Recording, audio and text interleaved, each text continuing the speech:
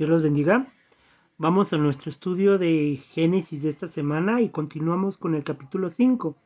En el tema anterior vimos que el capítulo 5 encierra muchos de los misterios más importantes que podemos encontrar en el libro de Génesis.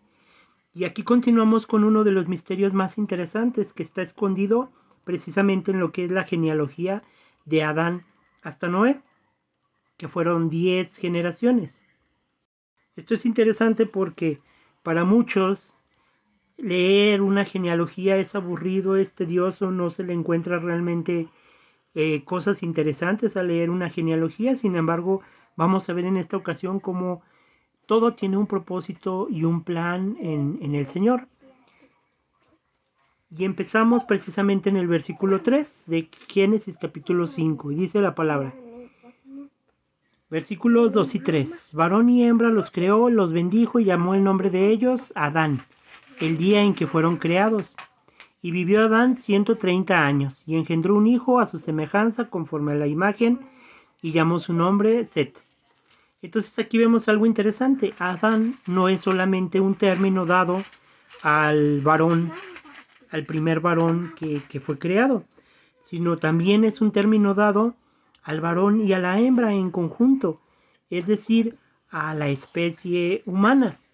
Cuando Dios se refiere también a la especie humana, le llama Adán. Y Adán, como bien sabemos y como acabamos de ver en hebreo, significa hombre. Adán significa hombre. La segunda generación que vemos es la generación de Set. Y esto en el versículo 6 al 8 de Génesis capítulo 5. Y dice la palabra, vivió Set 105 años y engendró a Enos. Y vivió Set después que engendró a Enos 807 años y engendró hijos e hijas. Set en hebreo significa concedido. Y fue concedido porque fue el reemplazo de Abel para Caín. Para Adán y Eva. Set fue un varón especial, fue una concesión, fue un regalo de Dios para consolarlos después de la muerte de Abel. La tercera generación que surgió la vemos en el versículos 9 al 11. Dice la palabra, y vivió Enos después de que engendró a Cainán 815 años y engendró hijas e hijas, y fueron todos los días de Enos 905 años y murió. Enos significa en hebreo débil, frágil, mortal, miserable. Eso significa Enos.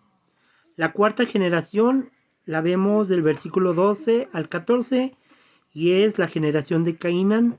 Dice la palabra. Y vivió Cainán 70 años y engendró a Malahel. Y vivió Cainán después que engendró a Malahel 840 años y engendró hijos e hijas. Y fueron todos los días de Cainán 910 años y murió. Cainán en hebreo significa posesión, morada, habitación, lamento o dolor por los muertos. Y ya vamos a ver por qué es tan importante conocer los nombres de estas generaciones. Va a ser algo sorprendente. La quinta generación es la generación de Mahalalel. Este lo vemos en los versículos 16 al 17. Dice, y vivió Mahalalel después que engendró a Jared 830 años y engendró hijos e hijas. Y fueron todos los días de Mahalalel 895 años y murió. Mahalalel significa alabanza, elogio, enaltecimiento, el bendito de Dios.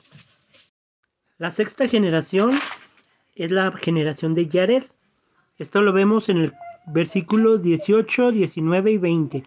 Y dice la palabra, y vivió Jared después que engendró a Enoc 800 años y engendró hijos e hijas, y fueron todos los días de Jared 962 años y murió.